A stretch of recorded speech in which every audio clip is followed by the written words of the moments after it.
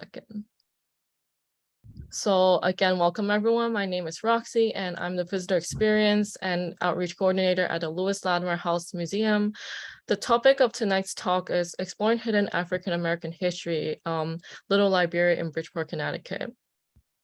As we know, every community owes its existence and vitality to generations from around the world who contributed their hopes, dreams, and energy to making the history that led to this moment. Some were brought here against their will, some were drawn to leave their distant homes in hopes of a better life, and some have lived on this land for more generations than can be counted. Truth and acknowledgement are critical to building mutual respect and connection across all barriers of heritage and difference. We begin this effort to acknowledge what has been buried by honoring the truth. We're on the ancestral lands of the Lenape people, for those of us who are based in New York City. We pay respects to the elders past and present. Please take a moment to consider the many legacies of violence, displacement, and migration and settlement that brings us tonight here. And please join us in uncovering such truths at any and all public events. I'll be sharing now a few links in the chat on more information about the Lenape people.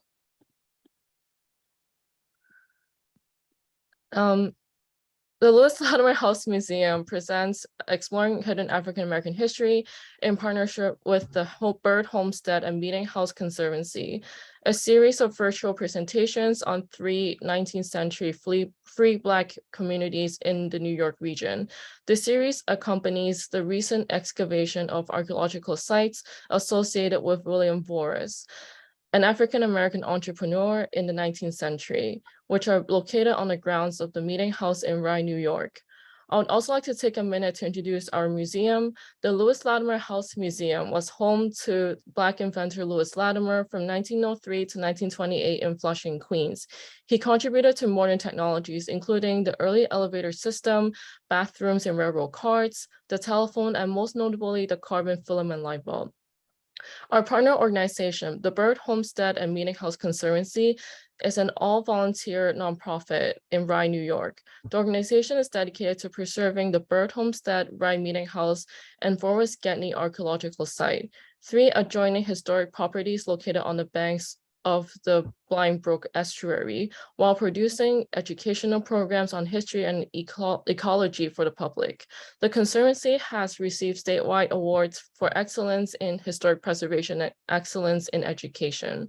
So I just want to take a minute to also show y'all a photo of the Meeting House. So as you can see, this is the building that is part of the Conservancy. And this program is funded in part by Humanities New York. So after my introduction, we'll be watching a brief video, then hear a presentation from Maisa Tisdale, followed by a Q&A session. If you have any questions that you would like Maisa to answer, please feel free to share them in the Q&A function. So another thing to note is that you can also upvote questions that you've already seen in the Q&A feature. Along with that, just want to let you all know, we will try and hopefully get to at least 3 to 5 questions, depending on the time. Please feel free to comment, share your thoughts in the chat as the presentation goes. So I will now take a minute to share the video.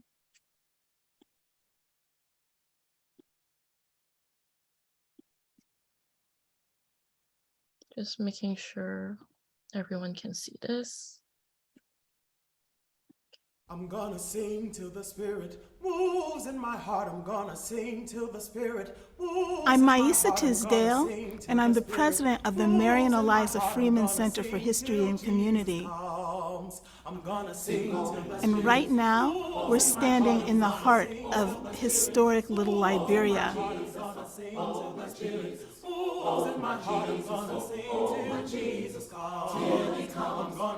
This is Walter's AME Zion Church, the oldest surviving African-American church in Fairfield County, and right across the way are the Mary and Eliza Freeman Houses.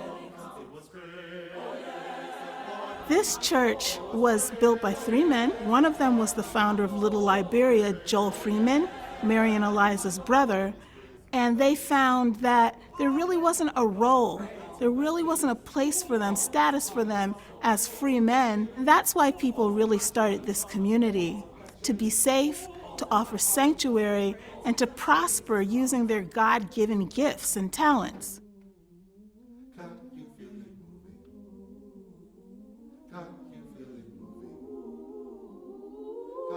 Little Liberia turns 200 years old in 2021. The Mary and Eliza Freeman houses are just a block away from here. They would have stood big and bold, and they would have been really prominent on the block. One of the challenges that we faced from getting people to understand and embrace the story was the fact that there were no photographs, that all of the other buildings had been torn down. To see it from that perspective makes me feel the presence of the ghosts of the other buildings that have been lost, and like recognize the sturdiness of these that are still remaining. I can just picture Mary and Eliza Freeman coming out in the morning on their porches, looking across at this community that was around them, that was both beautiful with gardens. I bet they could hear the choir singing from the church as they walked this way. This was a planned community, an early planned community where people of different socioeconomic levels, different levels of education lived together. It was a sanctuary city, and it was very much an inclusive place. It was a place where people visited from all over the U.S., and they wanted to take advantage of this new invention called the railroad. For those of us who studied Little Liberia and the Freeman Houses, this community was alive. We could see it in our minds, we could hear it, we could smell the flowers, we could hear the bustle, but how did we share that with everyone else? Thank you for making the learning experience easier and more enjoyable. Oh my God. I can't read it. This is so nice. Dear Ms. Shauna, thank you so much for your tour and teaching of Little Liberia, all about the past and how it impacts us now. Thank you so much for your time and support. Lots of love. And this is when we were standing outside the house. That's when they got to ask questions about the history and they first walked up. For the first few minutes, they just stand there staring and like taking it all in and getting an understanding of, you know, the shape and the levels. And so they really just absorb it, and it's almost like they saw something they've only imagined for the first time. Little Liberia wasn't the only settlement of free people of color that was an underground railroad destination community that offered sanctuary, but it's the only one that's left. It's the only one that still has original buildings on their original foundations. It's endangered. It's the last of its kind. So we don't have a chance to go back in time and save those Liberias. They've been plowed under, knocked down long ago by urban renewal. But we can save this one. And then maybe the longer term project is the development of this site into housing and the Center for History and Community, you know, the sort of like more built out version of this. So that's one of the two kind of design drawings that we're going to have. But I also want to show you sort of the rest of the sort of structure for the document, again, all in draft form. So like, for example, this image here, I love, and there's a whole, you can find many of these images where like the ghosts of historical structures are actually felt in the landscape. Are you okay? I didn't realize you were crying.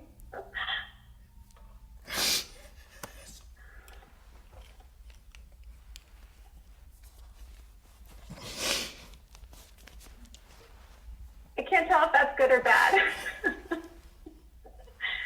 It's good, okay, it's good.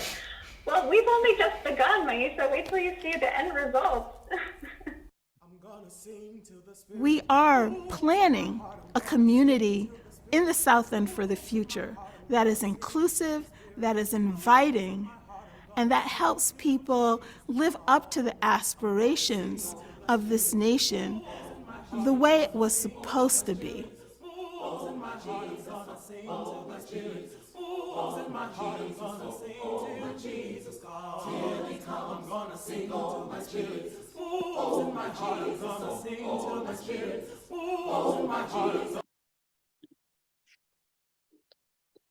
So thank you all so much for watching that video with me. And without further ado, I'm extremely excited to introduce our speaker tonight. Maisa Tisdale has advocated for the preservation of the Mary and Eliza Freeman houses since 1994 and founded the Mary and Eliza Freeman Center for History and Community in 2009 after coordinating a successful movement to save the homes from demolition. Ms. Tisdale led the Freeman Center as a volunteer until 2019, when she became the Freeman Center's first professional staff member. Over the past 10 years, Ms. Tisdale not only focused on the restoration of the Freeman houses, but has worked to create a safer and healthier built environment in Bridgeport's South End, focusing on historic preservation, community development, and climate change. Maisa Tisdale was born in Bridgeport, Connecticut. Her parents, James and Lois Tisdale, were educators and civil rights activists. Their dedication to civil and human rights and love of history remain Ms. Tisdale's strongest influences. She also studied African and African-American arts and culture in Bridgeport at Youth Bridge, Inc., and a theatrical arts workshop from the age of 10 through her early college years. 6 generations of Maisa Tisdale's family were born or have lived in Bridgeport. This is not the full introduction, but I didn't want to take up any more time, so I'll now pass it on to Maisa. Thank you. Yeah, that was the full bio. Usually people read the shorter one, but I'm really happy to be here. And I also want to shout out to Bill Krause, who was the first one who reached out to me about doing this lecture tonight. So thank you. It's a pleasure to be here. And I am going to share my screen. I have a PowerPoint presentation. Let's hope this goes well.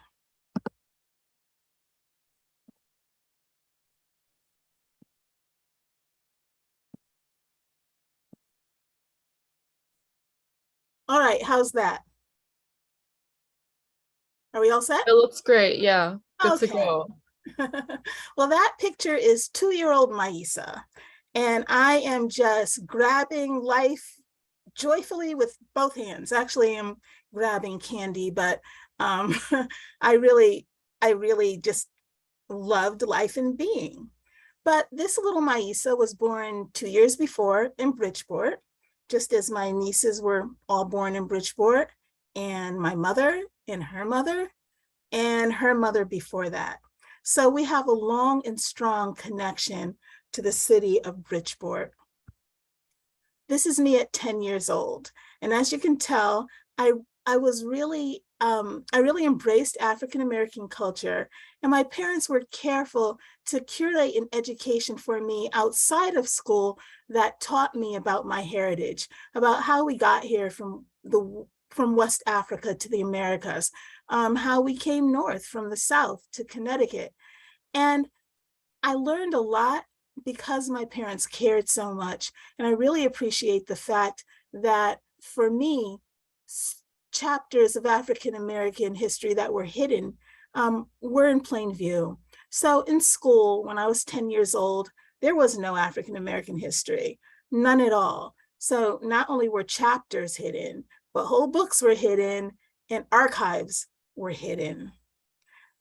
So it didn't surprise me, though, later on that I would have an affinity for this project, because I had an affinity for local history and for history that had to do with my family and this place. So exactly where is Little Liberia and the Freeman Houses? Where are they? So we're on the Long Island Sound in the south end of Bridgeport. Here's a look from Google Maps.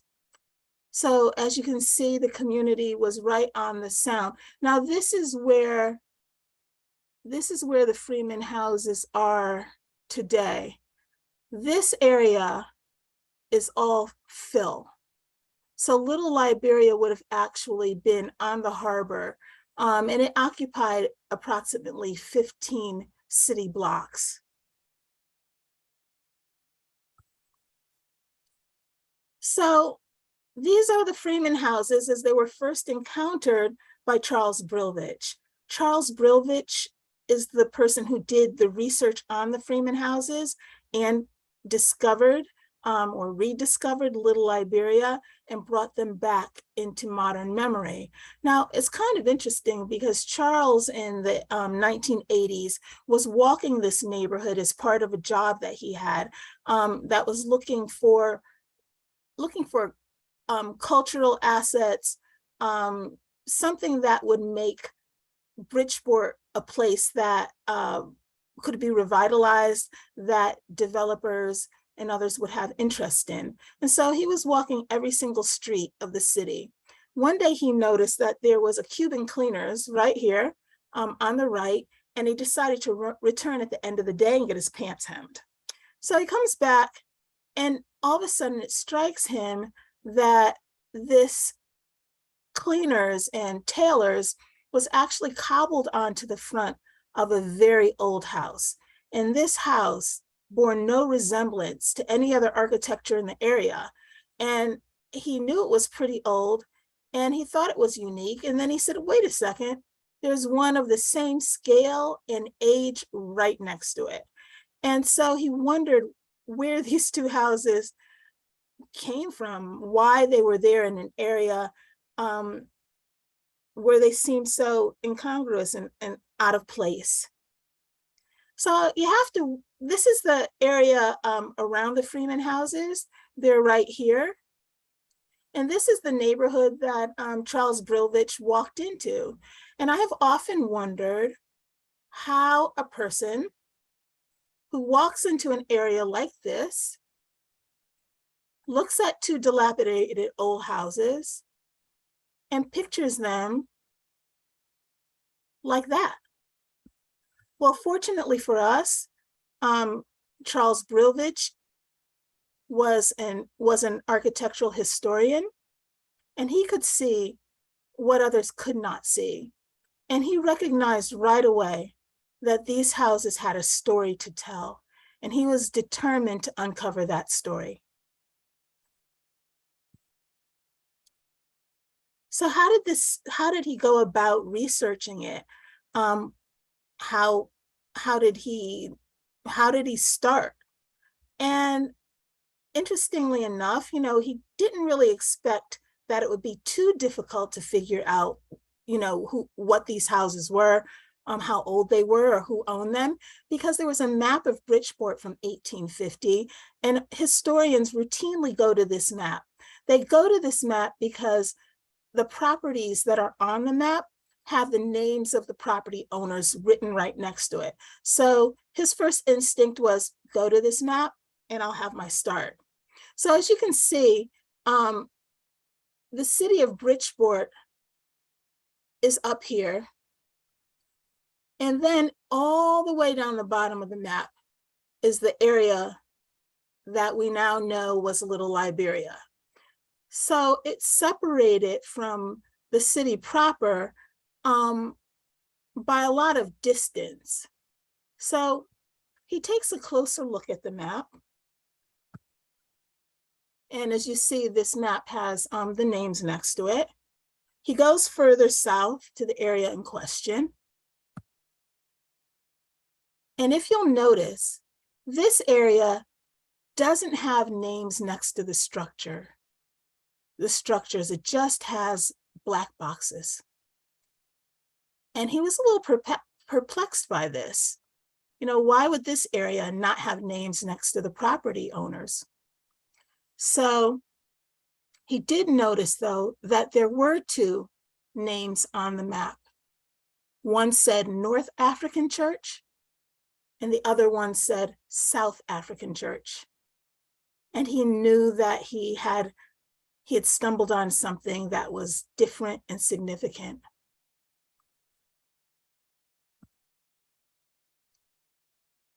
He engaged in painstaking research and had to go through property records and deeds and wills and records of court cases. And little by little, one at a time, he discovered who the houses belonged to. It wasn't until 2008 that an architect named Charles Jones voluntarily superimposed the black boxes onto a modern day map. And it was the first time that we had the sense of this settlement as a community. So let's talk a little bit about Little Liberia. So Little Liberia was a seafaring community of free people of color.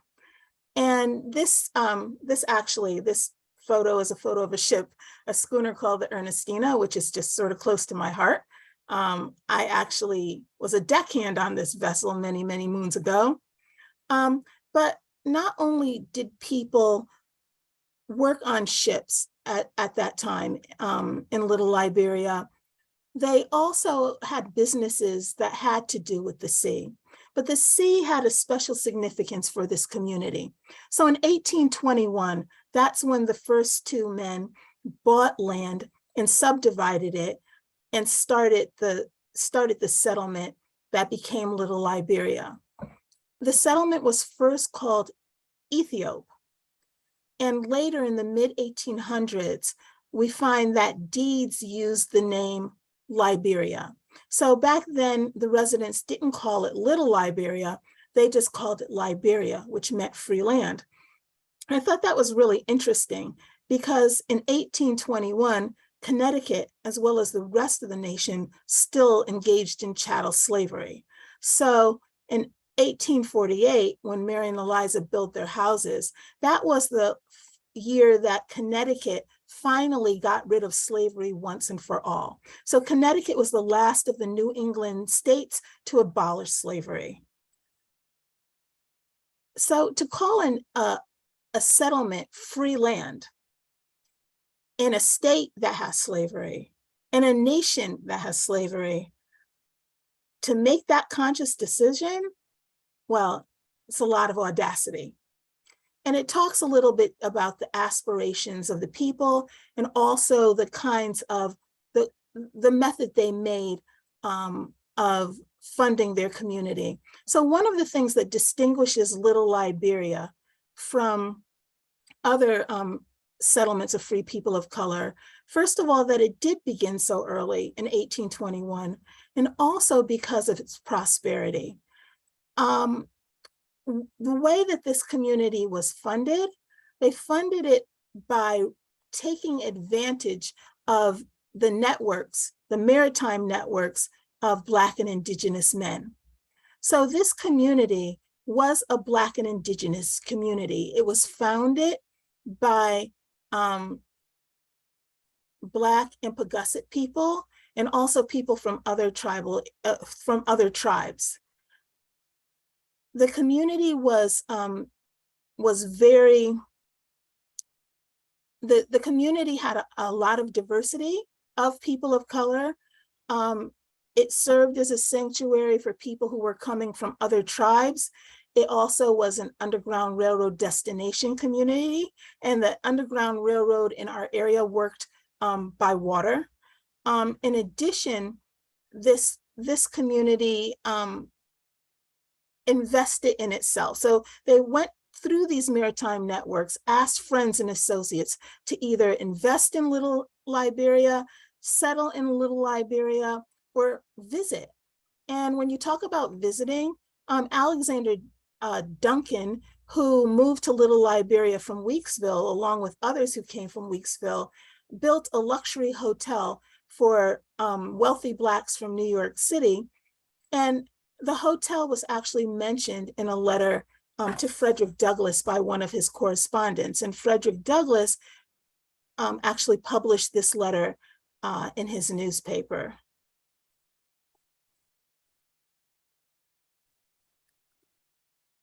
We know early on as well that men worked as whalers.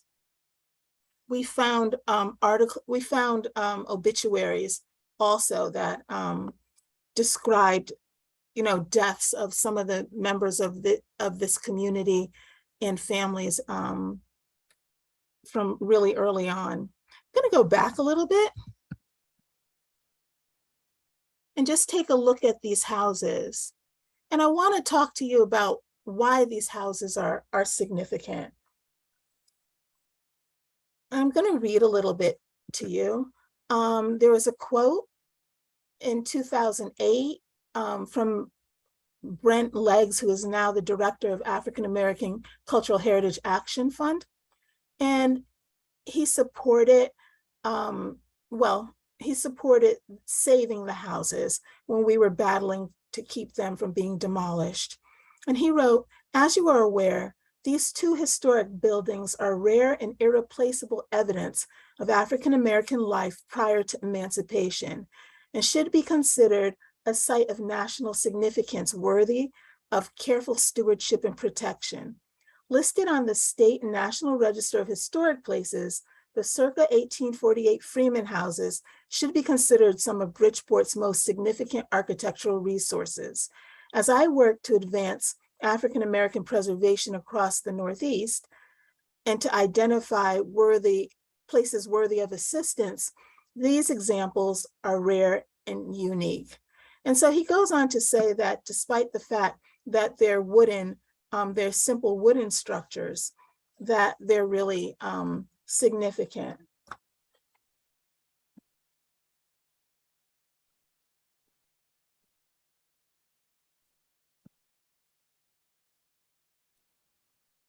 One of the interesting things about Little Liberia and the residents who lived there was their point of view. We found out after first finding out about Little Liberia and the people who lived there and laying out the map, another scholar, Dr. Jamila Moore Pugh, placed Little Liberia in a larger context, in the larger context of the Black Atlantic. So this is how we usually think of the map. This is our sort of sense of geography, the map that we see as children in school. And you see it's sort of north and south. And, we think more about the land. This is how Little Liberians viewed their community. So you have New York and Connecticut somewhere over here. And as you see, if you're sailing the Atlantic, you end up with a very different view of the world. And one of the significant things about this community is that it used the same triangle that was being used to enslave Black people as a means of freedom and emancipation. So in Little Liberia, when that call went out and the community said, "Come here," people did come and settle. People came from all up and down the Eastern Seaboard. They came from the Caribbean, and people had sailed, to the west coast of Africa. We had one man in the community who fought pirates in the China Sea. So they very much knew that they were part of a larger community, as did Mary and Eliza Freeman. So Mary Freeman actually worked in New York as a chef, and she took her earnings and she invested them in real estate development. We'll talk more about that in a little while, but the idea is that the men tapped these maritime networks in order to make this community prosper. They brought the money home, and the women in their family, many of them started businesses of their own and ran these businesses because the men would go back to sea to earn more money. So back then, working as a seaman was the only place and the only way that Black men could make the same amount of money as white men. So when you think of the age of sail, a full almost 20% of the crew on any ship under any flag, well, they were Black men.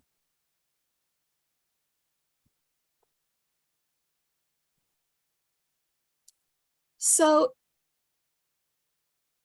it was really shocking to people in Bridgeport to realize that the South End at one time was peopled by residents who looked like this.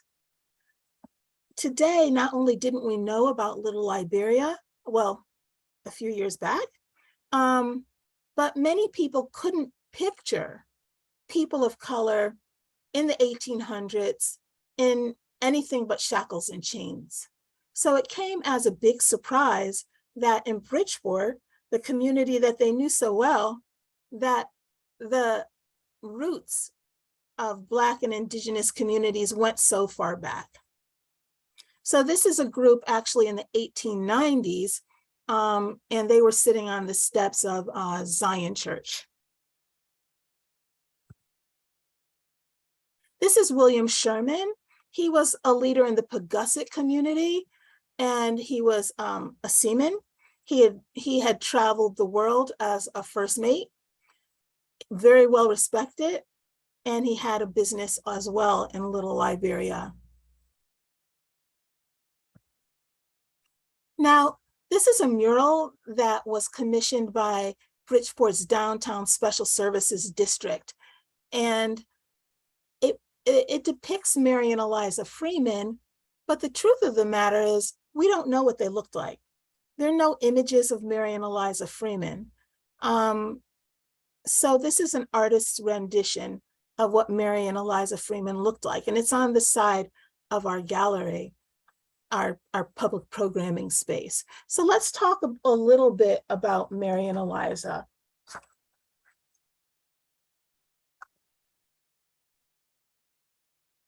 So Mary and Eliza were free people of color, and they were born in Derby, Connecticut. Joel Freeman, who was one of the founders of Little Liberia, was their brother. Eliza was the eldest, and she lived from 1805 to 1862, and Mary lived from 1815 to 1883. So Mary saw slavery come to an end in the US during her lifetime, but Eliza died before the end of the Civil War. They stayed on a family farm in Derby, Connecticut, which is more in the valley, as caregivers to their parents, Timothy and Sabina. And when they died, the two sisters moved to New York City, and they lived there for a while as Mary worked as a chef in New York hotels. They saved their money and they invested it in real estate. They rented their homes for a while before moving in full time. So after railroad passenger service began in Bridgeport, between Bridgeport and New York in 1848, Mary became a commuter. She had to be one of the first commuters to New York City from Fairfield County. And they were listed in the directory, in the Bridgeport directory by 1855. So we know that they were occupying their homes before 1855. Both of the sisters invested in real estate, and they started with their own homes.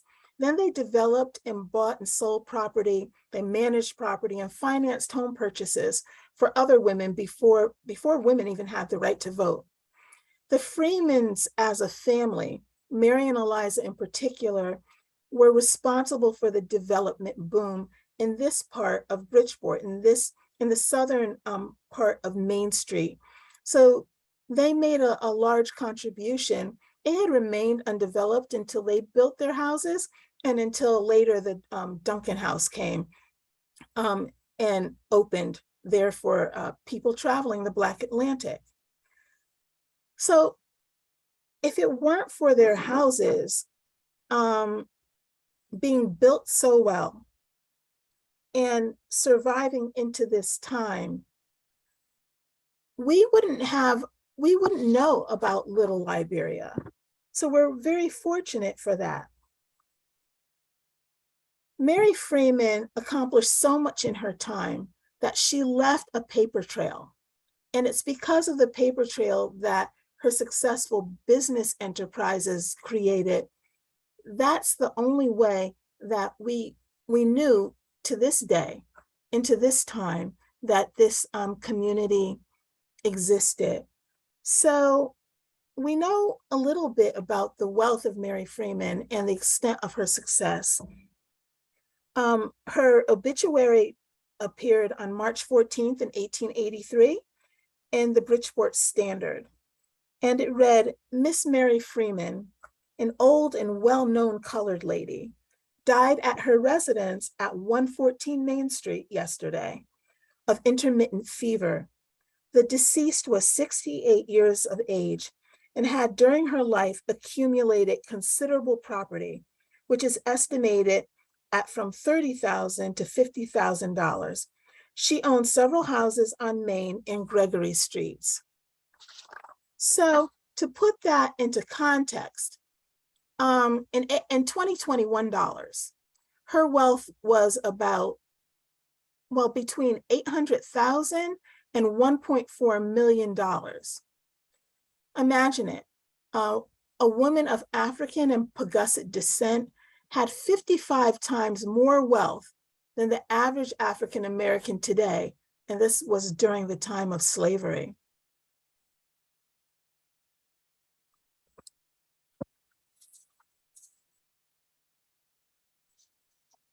Now, even though we forgot about Little Liberia, or there were no references to it, and it's really interesting because none of the histories that had been written earlier about Bridgeport or books about Bridgeport at that time mentioned this community at all. Even though the Duncan House had to be the tallest building on the horizon, but none of them mentioned this place. But interestingly enough, there's plenty of archival information about Little Liberia and the Freeman Houses. So it died in memory. It wasn't mentioned in contemporary writings, but it was captured in plenty of information that exists in archives. This is a map that Noah sent our way. It's a chart. Noah traces its origins back to Thomas Jefferson, making them, I guess, the oldest of the nation's bureaus.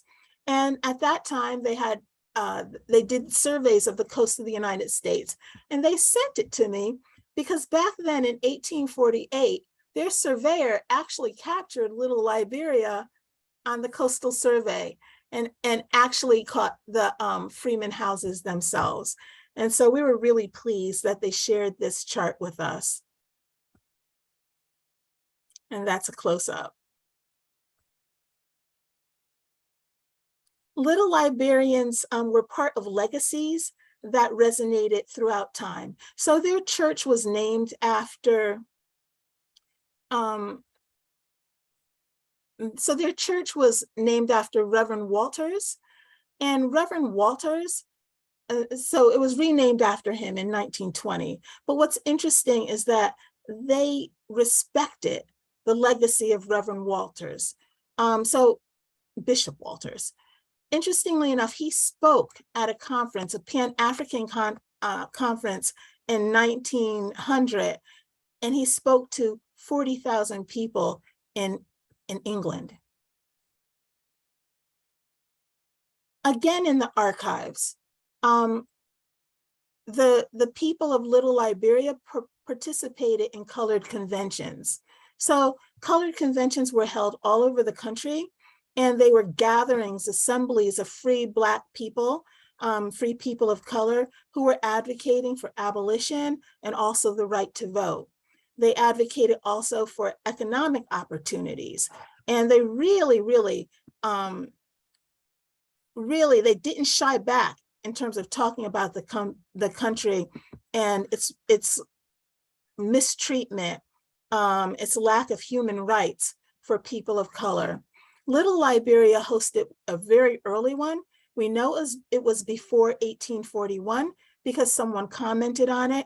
We don't have the pamphlets from that colored convention, but they also attended them in other states and in other cities, including in New Haven, Connecticut. And it shows the names of Little Liberians, Native and Black alike, who went to these colored conventions, and they played a leadership role. They authored pamphlets, and they also made speeches. And this is a scene of just a colored convention to give you an idea of what they were like. They looked very much like Congress. And this is a scene that was inspired by the letter that Frederick Douglass, that he published in his newspaper. We have an exhibit, and we commissioned artists to do work that express parts of the history of Little Liberia that were most interesting to them. And John Wright, he did this drawing, this illustration that was taken from one of the Frederick Douglass newspaper article. And there's Frederick Douglass. We have mentions of over 360 Black and Indian troops enlisting in Bridgeport to go fight in the Civil War. Now, 360 men of color that's a large number of men when you consider the size of Bridgeport back then, and also the size of Little Liberia.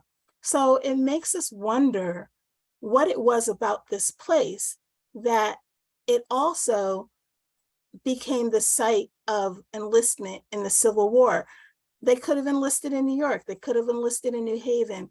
Why did they enlist from Bridgeport?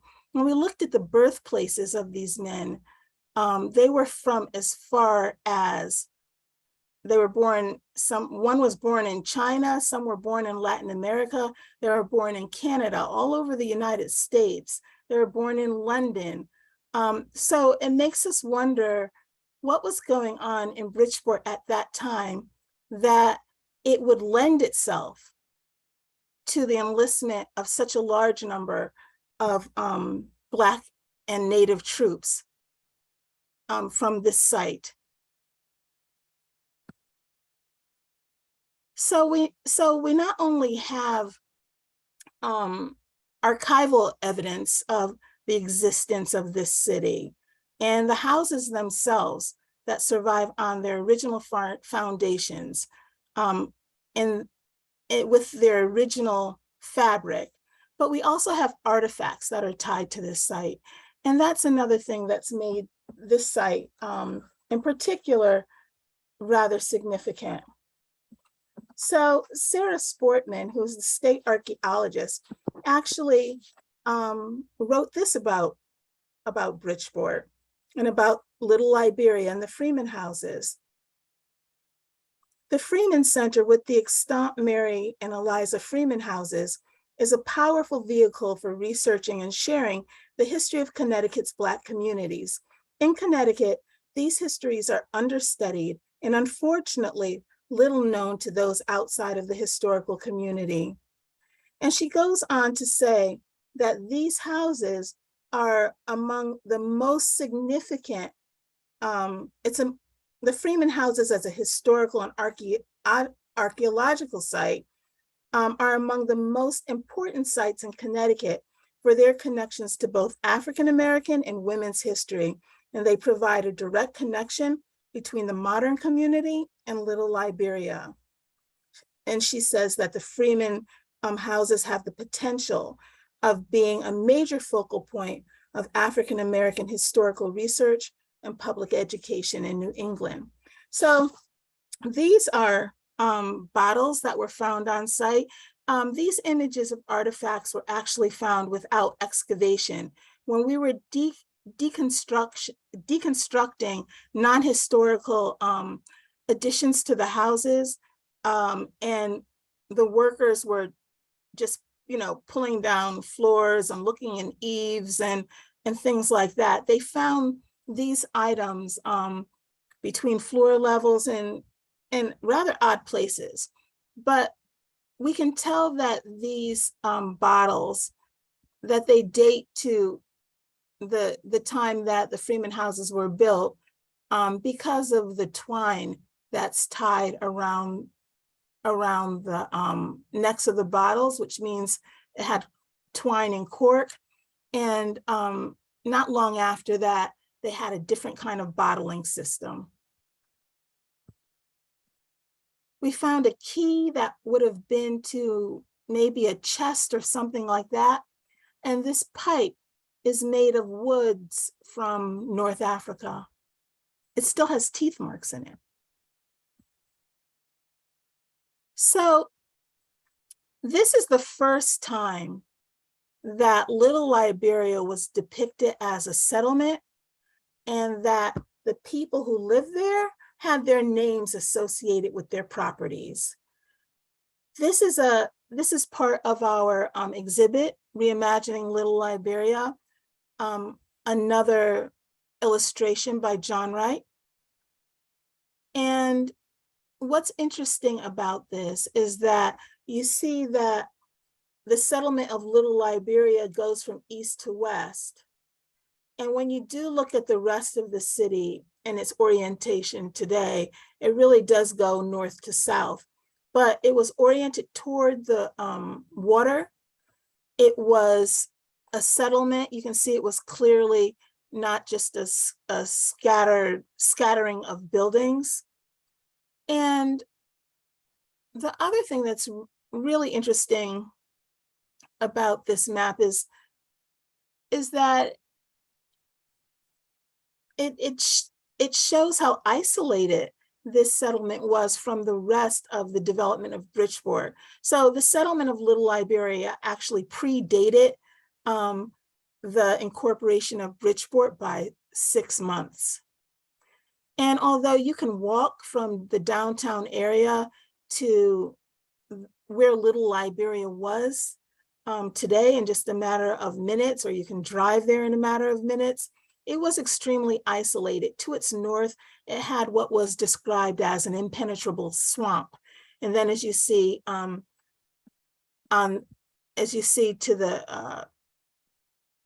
the east, you see the harbor. I'm sorry, to the west on the map.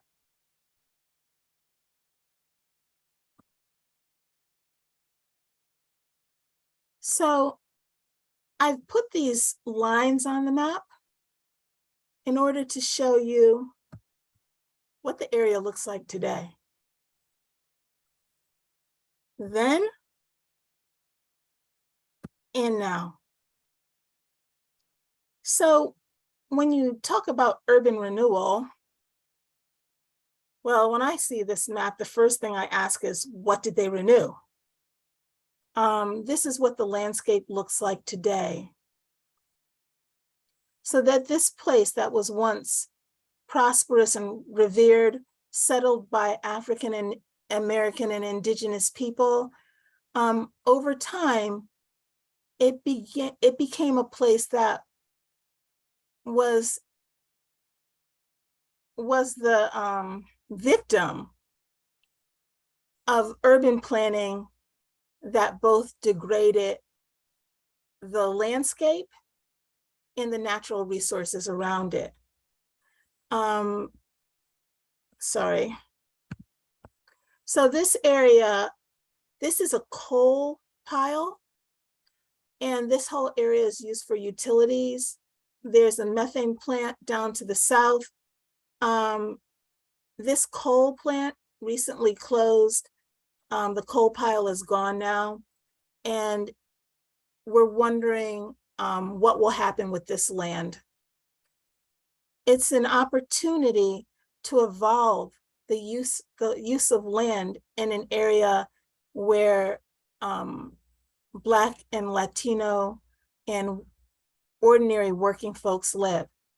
Most of the homes that are still left standing are actually structures that are on the National Register of Historic Places. And that's been protecting the area a bit and making sure that there is still some housing that is there. So we have an exhibit, Reimagining Little Liberia, Restoration and Reunion. And the point of that is to have people engage both with the story, with the narrative, with the artifacts. And we asked artists, we had a competition where they submitted applications and portfolios to create work to illustrate the story so that people could feel it and they could see it. And it was a very, it's still up. It's at Housatonic Community College. We installed it with the help of, in partnership with Housatonic Museum of Art. So if you're ever in Bridgeport, please come and see our exhibit. So what we wanted to do with the exhibit is encourage people to reimagine the area. We said, now that you know what it was like before, how would you imagine it? What would you want it to look like going forward in time? And we had meetings with area residents. And one of the things that they really wanted was to have a creative making trail. And they wanted to connect different parts of the community together. The south end of Bridgeport has over 100 structures that are on the National Register of Historic Places. A lot of them are owner occupied, and they're just houses that everyday people live in. So unlike certain communities like Newport or places in Annapolis, there are still people who are living in these houses that were built in the 1800s.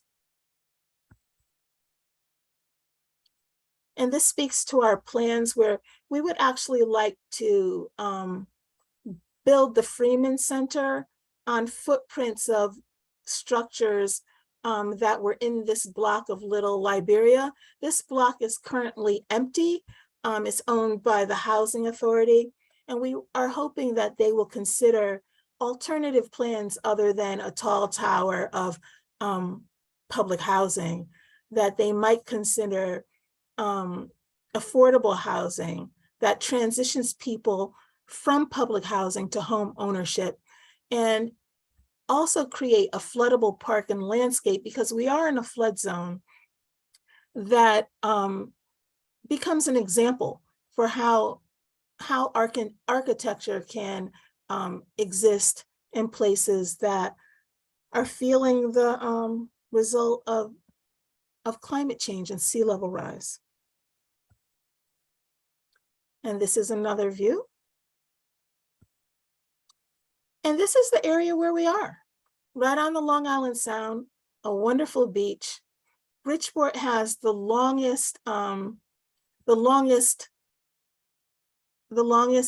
area of water on the Sound that's publicly accessible of any other city in Connecticut. And we want to really feature and highlight the best attributes of our part of town. And I want to finish with this mural by Duvian Montoya. And it's called Pillars of Freedom, and it depicts the Freeman sisters, the past on this side, the future, well, the present on this side. And well, we talk a lot about our hopes for the future. So that's the conclusion of my PowerPoint, and I'm very happy to take questions. Thank you so much, Maisa, for sharing all of that with us.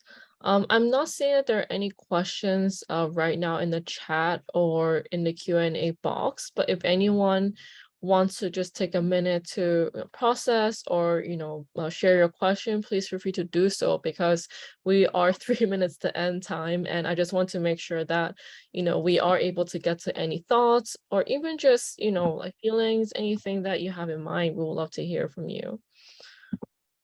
Personally speaking, I like everything that you've shared, I found like really inspiring. And the founder of the Lewis Latimer House Museum is actually Dr. Winifred Latimer Norman, and she was the granddaughter of Lewis Latimer and fought to preserve the house. So things that you've shared really reminded me of that. So yeah. I forgot one of the most important things is that Lewis Latimer lived in this community, and so did his mom. Yeah, and then I think we are in the process, or there's some research involved around finding correspondences between the Freeman sisters as well as Latimer as well. But yeah, the community is really connected, and folks that do well, they they just wanted to uplift each other, I feel. Yeah. I'm still not seeing any questions yet. But Not one question, not even one. oh, I see that there's a comment. Oh, good. Oh wait, and there's also a question. I'm so sorry. Yeah, so there is an open question from Bill. He asked, what are the next steps towards the restoration of the Freeman houses? That's a really good question. So we've gone out to bid with the intention of starting construction in October. However, the budget was created at the very end of 2019. Our grant was given in 2020. So you know what happened next? The pandemic. So we went out to bid, and the bids have come back so much higher than they originally were. Well, we have to fill in that gap, but we're ready to go. Plans are done, and hopefully we'll fill in that gap in the budget, and we'll be able to start soon. Thank you. We also have another question. Chris asked, is there any intention to provide interpretation or docent-led tours? I'm sorry? Oh, they asked, is there any intention to provide interpretation or a docent-led tours? So yes, absolutely. So we actually, the Mary Freeman House will be a house museum. The Eliza Freeman House will be the Neighborhood Resilience Center, and we will have tours, and we'll have interpretation. And actually the idea is that this will be a place that teaches about the historical legacy and discusses the relationship between issues that originated in earlier times and the sorts of dilemmas that our society is dealing with today. So the houses were recently made part of the Connecticut Sites of Conscience, and we'll have a lot of discussions, and the houses actually will be a living, they'll commemorate the Freeman sisters and Little Liberia in an active way. We have two more questions, and I think we might need to close out. But Clement, he mentioned in the chat, he said, in my travels, I lived in Upper Maine and discovered a Black community similar to St. John's. The first professional hockey team derived from that area. And he had a follow-up question to that comment. He asked, have you sought grants from agencies such as the Smithsonian? So the Smithsonian has assisted us with some capacity building to make our organization strong enough to sustain these houses, and also build a larger historical or cultural heritage site. They don't give grants per se, but they have given us help and assisted us with grants having to do with capacity building. Thank you. And we're up to the last question, but I thought that would have been a great segue to, offer, if any one of you that are listening, and you have the means to, we obviously appreciate donations to the Freeman Center. And, we'll share that link after the event on our follow-up email that also contains the link to the video recording. But I don't want to miss the last question, and it is quite simple. Bill asked, how many people lived in Little Liberia? Over 300. Yeah. And based on the plans that this is an additional, but based on the plans that you all have drafted for the upcoming, vision, how many people do you think can live in those affordable housing that could be developed at the lot, next to the houses? That's a good question. I know that we had figured it out before. It's not densely populated. I would have to check, but I know it's not more than 150 households. I mean, yeah, it's not more than that. But just imagine that lot would contain half of the population from the past. I think that's incredible, a ratio there. And, Maisa, you have an amazing vision. And, I just want to, like uplift you and, just say thank you so much again for taking the time to share with us all the research and also the work that you've put into making the Freeman houses and restoring them and making them accessible to the public again, to future generations to learn from, and this amazing plan that will come into fruition, that could really help to uplift home ownership as well for communities of color. I'm sorry, I think it was more like 75. I will look it up, and if you'll contact me, I'll tell you. Yeah. I'm so sorry. No worries. Thank you again. And thank you all so much for tuning in. And we'll end that for the night. Thank you. All right. Thank you for having me. Bye. Bye.